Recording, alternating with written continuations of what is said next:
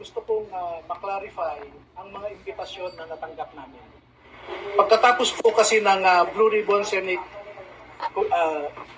Blue Ribbon Committee hearing noong June 4, bandang alas 2:30 po ng hapon, nakatanggap po ako bandang alas 8 ng gabi ng isang imbitasyon na pinapatawag ulit kami sa Senado sa araw na ito, Lunes. Nagka-problema po ako dahil pagkatapos ng June 4 hearing ay nagsiuwian sa kanilang mga probinsya yung ibang mga sundalo at sinamahan din nila yung si Walter Manalansan para sa lamay ng kanyang kapatid na namatay noong umaga ng June 4 din, 2026. Kaya minarapat ko po na sumulat kay Senator Cayetano noong araw din na yun, noong gabing yun. No? So makikita ninyo dito ang in-email ko na sulat, June 4 din ang petsa, humihingi ng guidance kay Senate President Alan Cayetano. At bakit ko po in-address kay Senate President Alan Cayetano ang aking sulat? Despite the fact that some senators are claiming he is no longer the Senate President, I have here a video just 2 days ago na sinasabi ni Senator Erwin Tulfo na ang Senate President pa rin ay si Alan Cayetano. Na si Senator Alan Cayetano pa rin ang presidente. Kaya ko po in-address sa kanya ang akin. Senator Cayetano is still the Senate President. Ay, sorry po ha. Senator Cayetano is still the Senate President. Because we don't have 13. It's against the law naman, di ba? For all the committees. Simula po sa pro tempore, we cannot touch the Senate presidency because we don't have 13. This is what the law says. You have to have 13. Dahil po sa pahayag din ni Senator Erwin Tulfo na yan, na si Senate President Alan Cayetano pa rin ang Senate President. So I address my letter to Senator Alan Cayetano. At sumagot naman po si Senator Cayetano noong Sabado, no? At ang sabi niya rito, if I may read for your convenience the pertinent portion of the letter.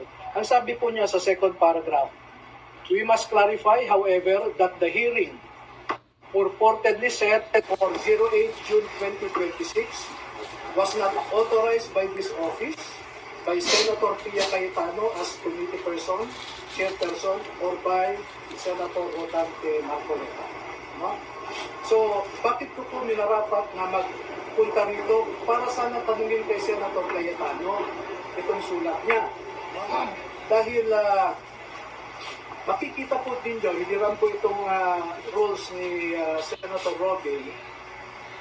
Ipapakita ko po sa inyo yung Section 17 ng Senate Resolution number 5 which was approved on August 9, 2010.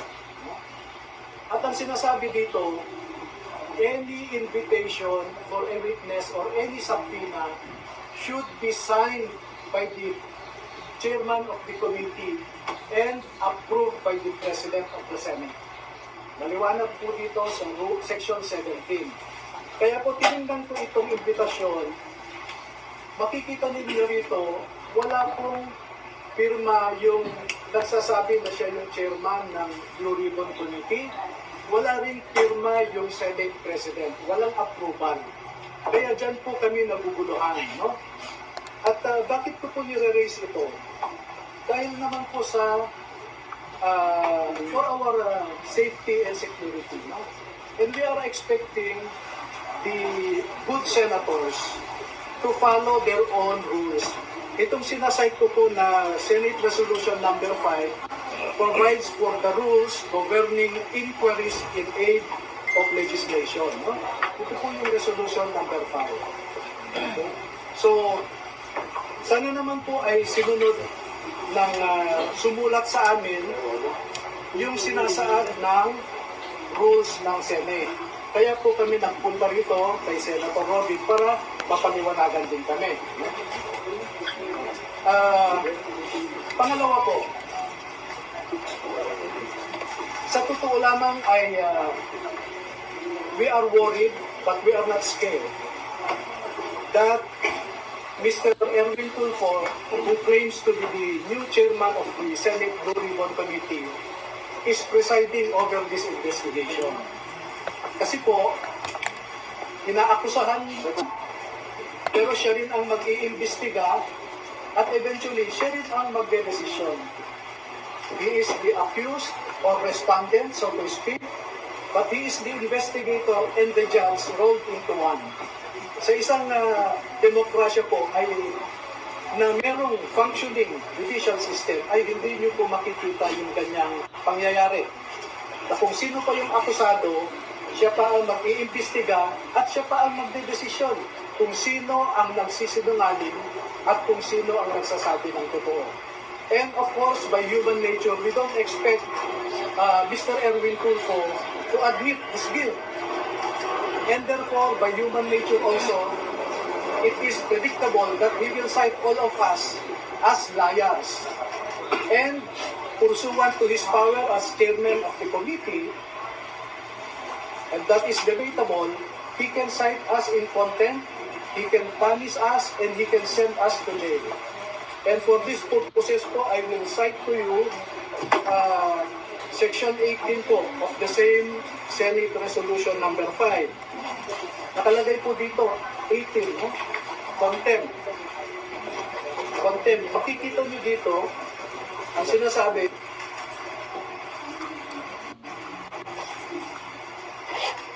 ito, babasahin ko po.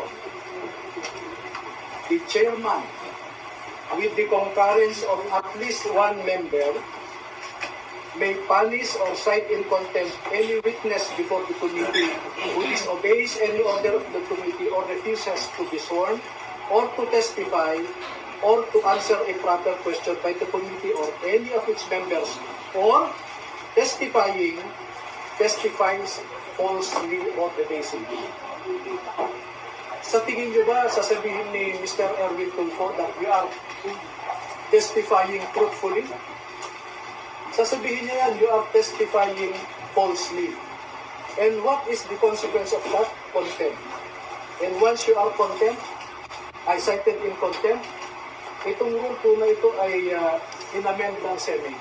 We have resolution number 145. Senate resolution number 145. Ang matindi po ikukulong kami. Ito, ito. A contempt of the committee shall be deemed a contempt of the Senate.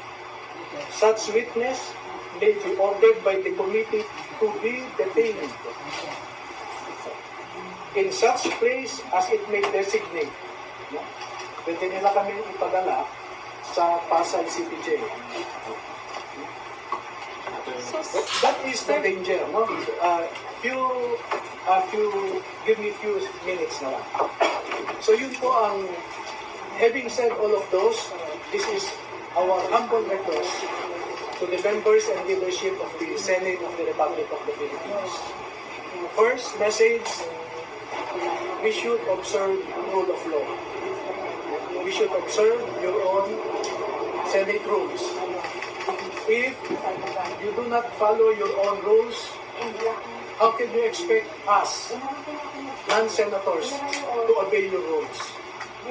Second, we humbly ask, we respectfully ask the members and the leadership of the Senate of the Republic of the Philippines to observe statesmanship, not brinkmanship.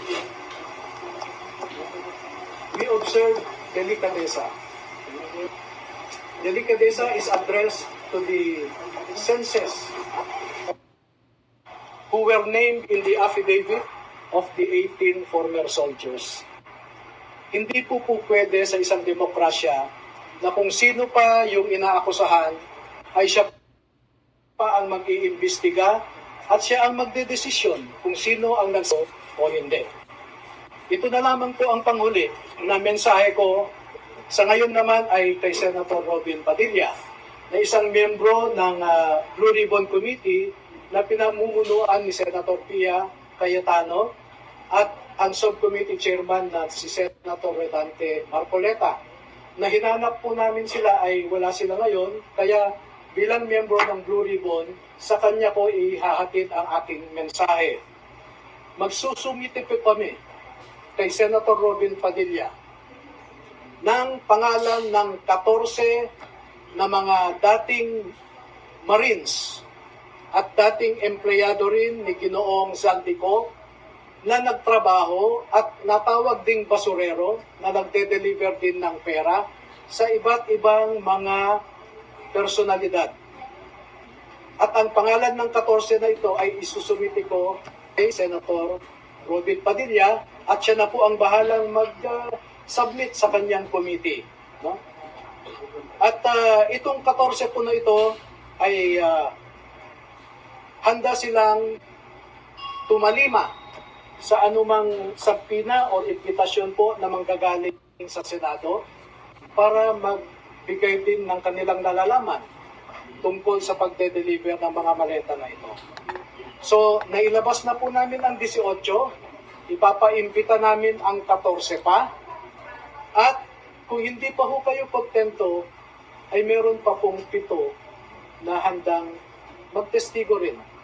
Ihuhuli po yung 7 dahil nasa isang maselan silang kalagayan na kung sa tingin ko makumbinsi naman ang ating mga mamamayan ay sapat na po yun. So yan lamang po at maraming salamat sa inyong lahat. Sir, to clarify, ngayong after po this press con, pupunta po ba kayo sa inyo? Yes. Sir, do you want Senator Erwin to inhibit? By rules of decency, he should. Mag-audio rin na, sir, sa hearing mamaya na mag-inhibit siya. Well, we will manifest what I said to you earlier, that we should observe statesmanship. No? Pangit naman yung ikaw na yung nireklamo, ikaw pa mag-imbestiga, ikaw pa ang maging huwes. You mentioned earlier you expect them to cite the witnesses in contempt, sir? Well, if you look at the rules, no, it says there that if you falsely testify, you can be cited in contempt. Now, if the former soldiers will affirm and confirm what they stated in their affidavit, what would be the response of Mr. Erwin Tulfo and other legislators similarly situated? Sasabihin ba niya, nagsasabi kayo ng totoo? Hindi po, ang sasabihin niya, nagsisinungaling kayo. Ngayon pa nga lang, hindi pa kami nagpakita, sinabi na niya na nagsisinungaling kayo. At kung sinabi niyang nagsisinungaling kami, ano po ang consequence niyon?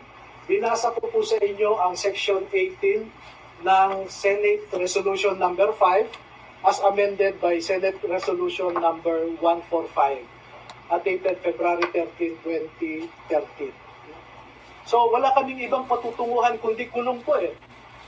And that is why the logic of our request, the reason, the basis for our request is for him to recuse himself, to inhibit and let those who were not named in the affidavit to preside over the investigation. Pero he can participate, sir, si Senator Erwin. Yes, we As a welcome. chair. Yes, yes. And, Sorry, sir. Senator Robin, may sinabi mo kasi si Senator Erwin sa baba na pinatatanong po sa inyo kung saan natin niyo po ang naging nabibili sa inyo. Kung ano ang nais ng aking mga bisita, yun ang mangyayari. Pero hindi ako uupo dun sa consultative group. And Doon sir, lang ako kayo sa po, tabi ninyo. Dahil po, we will not oblige Senator Padilla to accompany us. We can go there on our own. I want to impress upon you, dear media members, that we are acting on our own. We are not upon the dictates of anyone. And let me respond to 3 serious allegations coming from so-called high government officials. Number 1, sinabi ni NBI Director Natibag doon na peke daw ang mga ito. Hindi raw sila dating mga sundalo. Okay? Yan ang allegation niya ngayon. Pero hindi ba estot ang grupo niya? Ito, basahin ko yung natanggap kong investigasyon. Nakalagay dito. We invite Attorney Baligot and the former enlisted personnel of the Philippine military. Ito, yung grupo mismo ni Mr. Erwin Tulfo nagsasabi na that they are former enlisted personnel of the Armed Forces of the Philippines. At klaro pa dito, from number 1 to number 18, nakalagay dyan former Marines, pero yung number 6 sinabi, Remy Boy Julian, Reservist Philippine Army. Yan po ang sinabi namin sa affidavit nila. Sa number 13, nakalagay dito, Romel C. Galapon, Philippine Army. Yan din po ang sinabi namin sa affidavit nila. No? Number 2, kung peke kami, ito ang resulta ng dalawang pagkakataon na tinawag kami ng NBI sa National Bureau of Investigation na ang purpose nila was to conduct an identity verification of the 18 former soldiers. At dalawang beses nilang na-prove na totoo yung sinasabi na 16 ang dating Marines, dalawa naman ang dating Army. Pangatlo, bakit niya namang sasabihin na nagsisinungaling ang mga ito? Eh siya mismo, nagsumite siya ng affidavit ng mga sundalo sa ombudsman. At yung panel of investigators ng ombudsman na pinapangunahan ni retired General and Attorney Eliseo Cruz ng ombudsman, no? Eh, binanggit nila yung affidavit ng dalawang dating sundalo doon sa fact-finding nila against former Speaker Martin Romualdez, former Congressman Saldico, at a certain Attorney Raulito Paras. Nandun po sa report ng panel of investigators ng ombudsman. Anim po yun ng mga abogado ng ombudsman. So sino po ang nagsisinungaling? Noon pa ay sinasabi ko, si Matibag ay isang political operator. Hindi po yan investigador. No? At ang ginagawa niya ngayon ay pinupolitika niya, hinahatak niya ang National Bureau of Investigation sa isang political exercise. Sana hindi masira ang NBI as an institution. Pangalawa, narinig namin kanina, nagpo-monitor ako na ang sabi ni Senator Erwin Tulfo ay bogus daw ang mga ito.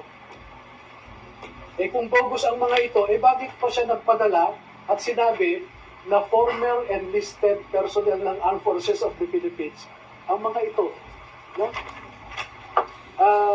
I think there is duplicity in the words of, coming from the mouth of Mr. Erwin Tulfo. Attorney, ano masasabi niyo dun sa binabanggit ng NBI, yung mga inconsistencies dun na isubmit sa ombudsman, dun sa naging testimonya ng Senado ng Webes? Ako po, sabi ko nga, sabihin niya yung inconsistencies, no? And by the way, Halimbawa, sir, yung binabanggit nila, nakalagay dun sa original na affidavit ng 18 na may mga pulis na nang-buriki dun sa maleta, pero dun sa ombudsman, nakalagay na lang dun na may mga pulis na tumulong para mag-deliver ng mga maleta, na wala na yung pag-buriki. alam nyo ganito, ang pagbasehan po ninyo sana ay yung pirmado at notaryado na affidavit ng mga ito. Kasi may mga kumalat na may mga nagdagdag o may nagbago at ibinibintang nila sa amin yon. Eh dapat nga makasuhan yan si Matibag kung saan niya kinuha yung peke na affidavit na yan eh. He relies on a fake document and puts the blame on us. Anong klaseng investigador yan? Nevertheless, as I said earlier, no less than the panel of investigators of the Office of the Ombudsman lend credence to the allegations of the 18 months. Pero what the feelings na kasama daw po si Senator Lauren Regalo doon sa Chong. Eh, dapat sana kasi nag-attend sila nung Senate Blue Ribbon Committee hearing para sila ang nagtanong. Eh, ba't nila kami pagbibintangan kung wala namang nagtanong? Diba? Pero nandun din sa affidavit siya. Nandun po sa affidavit eh. Nag-deliver din po kay Sir Lauren ng petition. Sa, Hindi po nila binabawi yung sinabi nila na nag-deliver sila kina Sen. Lauren eh, Sen. Lauren. kami po ay buwan, no? Let me clear this out with you now. Noong in-interview ako sa, I think it's the group of Edlingaw, no? Merong babae doon na pan eh. She was not interviewing but rather anyway, ang sabi sa akin, Attorney, bakit nasama si Laila de Lima sa listahan ng mga Congress members na hindi naman siya membro ng Kongreso noon? No? At pinapalabas nila ngayon, nasa kulungan para si Laila de Lima noon, paano siya makatanggap? No? At dahil po dun sa pagtatanong, ang sabi ko ay, ang nabanggit kasi ng mga dating sundalo ay Congresswoman Laila de Lima. At ang explanation nila sa akin ay, Sir, nung ginagawa kasi natin itong affidavit bandang February, ay Congresswoman na si Laila de Lima. And out of respect, we addressed her as Congresswoman Laila de Lima. At ako naman, ay isinama ko nga siya, no? Doon sa listahan ng mga Congress members. But that is a peripheral issue. The central issue is, did she receive or not? And minemaintain po sila, minemaintain nila na nakatanggap sila. How about sila Senator Lauren and Senator Mark Villar? Ano po yung nakalagay po sa affidavit? Okay, ganun po, no? Noong in-interview ako nila Edlingaw, sometime first week of March yan. So pinatawag ko sila lahat, no? Sabi ko, planuhin nga natin ito. Bakit nyo nasabing Congresswoman Laila de Lima? So in-explain nila. At dahil hindi ako nakontento, pwede bang isa-isahin natin ang bawat pangalan na binanggit ninyo? So ilang araw po kaming nag-review, no? O, sabi nyo, ikaw, Tube, sabi nyo ganito. I-confirm nyo sa akin. So mahabang proseso. Meron pong, at ito, with all sincerity, we are man enough to admit a mistake and brave enough to correct it. Okay? Doon po kay Senator Villar, sabi nyo, no? Wala pong binabago doon. As is po yan, no? Kay Senator Chis Escudero, kasi siya yung minority yata noon, no? Si Mark, si Senator Lauren, ang magkakasama sa majority. Magkakasama sila Tulfo noon, no? Tinanong ko kay Chis Escudero. So, ang nangyari po ay, Sir, meron pa kami hindi na ibigay sa iyo na picture eh. So, nagbigay sila ng mga pictures, no? Na doon mismo sa bahay ni Senator Chis, no? So, remember, this happened in March, yung pag-review namin. March, ano pong year? 2026, March. Majority pa yata sila Senator Lauren noon. Ano po, no? At si Mark Villar, etc. Ngayon, pagdating kay Senator, yun nga, Mark Villar, sabi ko, iklaro nyo yan. So, nag-recollect yung mga nagsasabi. At sir, ganito. So, confirm po, no? At pagdating naman kay maraming proseso yan, pagdating kay Senator Lauren, nag-usap sila, same process. So, merong si Orbilio at saka si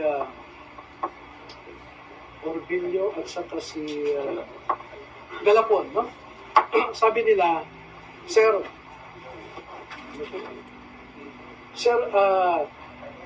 ito po yung recollection namin sa nangyari kay Senator Lauren. Pagdating ng convoy namin doon, and this I distinctly remember, and as I said, I already rectified it. No? Pagdating namin doon, unang sasakyan, yung sasakyan ni Saldico, sabi nila, back up kami. Paghinto namin sa gate, nung number 40 Cambridge Street. Maalala pa namin yung gate ay gawa ng kahoy, sabi nila eh. Gawa ng kahoy. Pag hinto ng sasakyan ni Saldico sa tapat ng gate, pagbaba niya sa sasakyan ay nagbukas yung gate. Pumasok ka agad si Saldico doon. Tapos nagsara din. So sabi, Sir, maalala namin, walang ibang nakapasok sa amin. Maski si Mark Tiksay, hindi siya nakapasok kasi naisara ulit ang gate. Pero maalala namin, sir, na si Mark Tiksay, inutusan kami na magbaba ng 2 maleta. No? pagbaba namin, pagbaba ng dalawang maleta galing sa backup, ay ibinigay nila kay Mark Tiksay. And then maya-maya lamang sir, ay napansin namin lumabas na si Boss Sandy, sumakay na sa sasakyan, at umalis na kami. So ang maalala namin sir, with due respect, pasensya na, sabi, wala kaming nakitang maleta na nakapasok doon sa gate. Kasi nung ibinaba namin ay biglang lumabas din si Saldico. So sabi ko, sigurado kayo? Yes. Gumawa kayo ng statement na ganyan, no? So ang ginawa ko po noong March ay pinapirma ko po sila.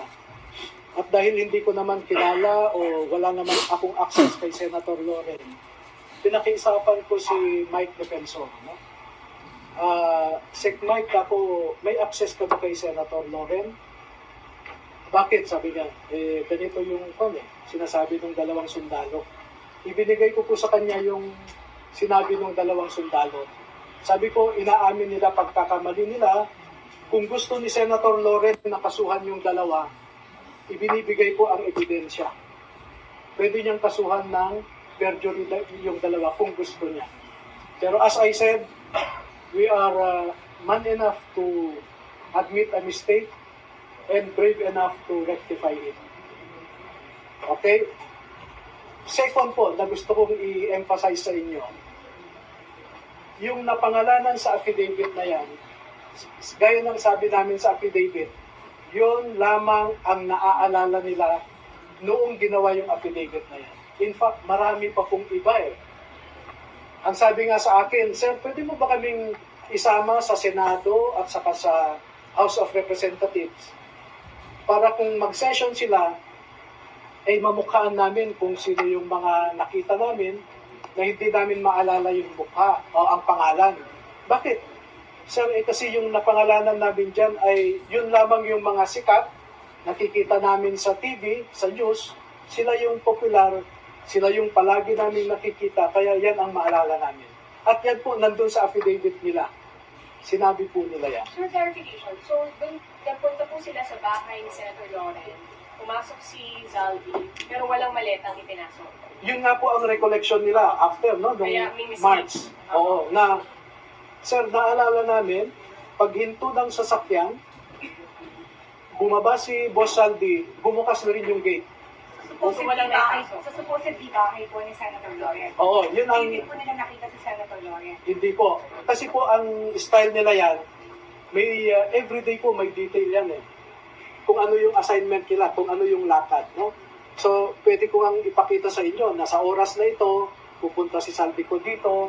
So, may schedule sila. Bakit po ngayon lang nagkakaroon ng correction? Bakit ngayon lang po? Hindi, March po ko yun.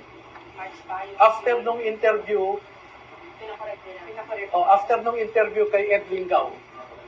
Pero hindi pa napapasok sir yung affidavit ninyo sa ombudsman kasi nandun Hindi pa namin, yes, totoo po yan. Hindi namin. Kaya ang sabi ko nga, pakibigay ito kay Senator Loren, kapo kay Mike Defensor. Para kung sa tingin niya, agrabyado siya, ito yung pag-amin ng dalawa, kapo. At pwede niyang gamitin ito to... Submit sa ombudsman sir ng pag-rectify sa pangalan niya. hindi ko pa po sinasubmit. Pinabayaan ko lang muna. And I will let Senator Loren take whatever legal action she deems proper to vindicate herself also. Nakausap niyo na po si Senator Loren about this. Hindi Bago po. pa po yung nangyaring Thursday na pagharap po nila sa plan. Ay, hindi po. Never, wala akong access, wala akong contact. Ang maalala ko lang, after the Senate Blue Ribbon Committee last June 4, ay lumapit po siya sa mga sundalo at nakipagkamayata siya. Sir, yung recent Mark Villar, siya mismo nakatanggap ng maleta. Doon walang correction. Wala po eh. Kung ano yung nandun, kasi pinareview ko bawat isa po doon, bawat paragraph, bawat pangalan na binanggit, pinaulit ko po sa kanila. Ulitin nyo yan, sabi ko. So far, ang correction nila, number 1, kay Laila de Lima, sir, sabi niya, nasabi namin congresswoman kasi out of respect. Pero no? nakatanggap. Pero nakatanggap siya. At Kailan yun? Siyempre, nung nakalabas na siya sa pulungan, no? Kasi pag may meeting sa Unit 8 Townhouse sa Forge Park, at ang pinag-uusapan ay tungkol sa ICC, dumarating po si Congresswoman Laila de Lima. At hindi lang naman po isang beses yan eh. And as I said, pag lumabas po, pag inimbitahan ng Blue Ribbon yung 14 na bagong mga testigo, kung mamarapatin ng Senado na imbitahan sila, ay magpukwento pa po sila kung ano yung nalalaman nila. Kasi marami pong marami pong detalye na hindi ko sinama sa affidavit nila. Bakit? Kasi ang sa akin noon, I just wanted to reveal enough information to warrant an investigation. No? At pag nagkaroon ng investigation, sabi ko, doon nyo ilalabas lahat ng gusto nyong sabihin. At true enough, nakatanggap ako ng imbitasyon sa Office of the Ombudsman. No? Mag-uumpisa kami sa June 11. Iisa-isahin po nila ang 18. I-interviewin sila ng mga abogado ng Ombudsman, yung panel of investigators. At doon po nila ibabahagi lahat na ng impormasyon na alam nila. Nung Senate hearing na yung Blue Ribbon po na nakaraan, may mga lumabas po doon na gusto sana namin, hindi mo na lumabas pero hindi nila naiwasan na maikwento, no, yung iba. Sa June 11 actually yung pag-rectify doon sa mga submit ko. Most likely, nangyayari. Pagka tinawag po sila, kasi may schedule, no, sa June 11 in the morning si Buduan, no? Sa June 15 si Esquivel. Sa June 16 si Tube. Hindi sila sabay-sabay. Hindi po, isa-isa po yan. Okay. Okay, June 11 si Buduan. Sa June 15 si Taberto sa umaga, si Tube sa hapon. Sa June 16 si Esquivel sa umaga, si Navidad sa hapon. So, diretso na po yan, no? Sir, sorry. Clarification. Yung kay Senmark, mismo ang tumanggap. May details ba na pwede Hindi po sinabi na si Senator Mark mismo. Pero ang nakita nila, bumaba sila, nagbaba ng maleta at naipasok yata sa gate. No? ng bahay ni Senmark? Yung address na yun, Saang address na?